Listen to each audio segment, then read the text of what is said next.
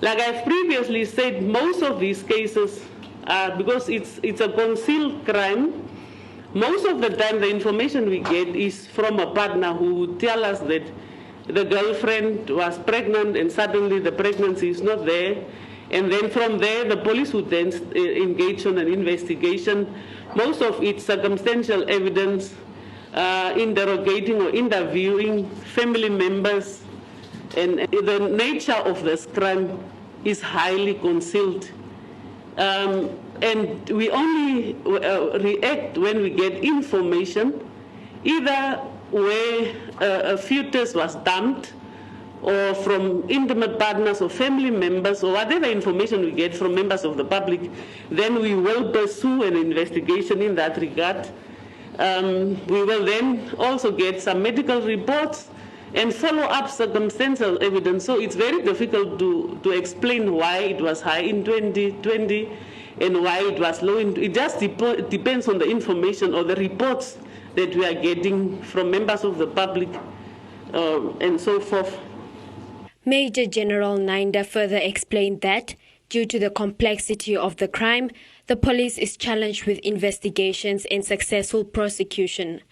She also added that there's a lack of information on available options of adoption and adoption kinship.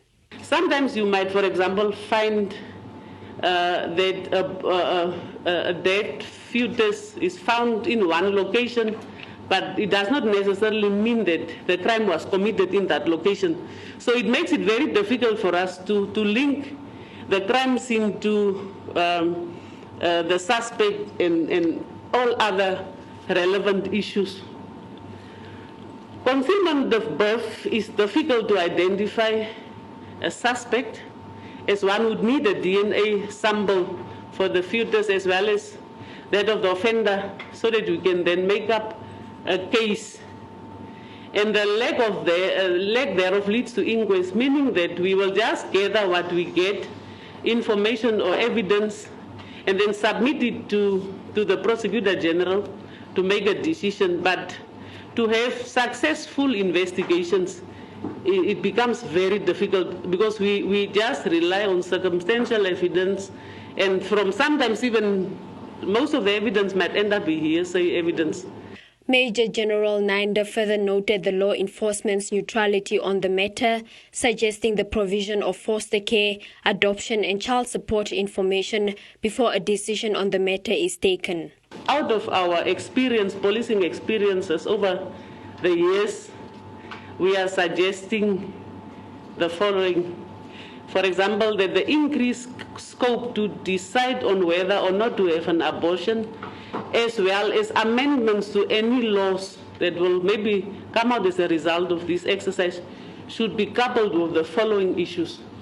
Improve access to family planning measures for girls and women of all ages. Continued action to prevent gender-based violence and gender inequality which leads to unwanted pregnancies. And the provision of information before a decision on abortion is made, since many people do not know about options such as foster care, adoption, or mechanisms they can use to secure financial support from the father of the child or the state. Those are normally information, that is information that we pick when we are interviewing, like I've said, the suspects and even family members and those who are involved.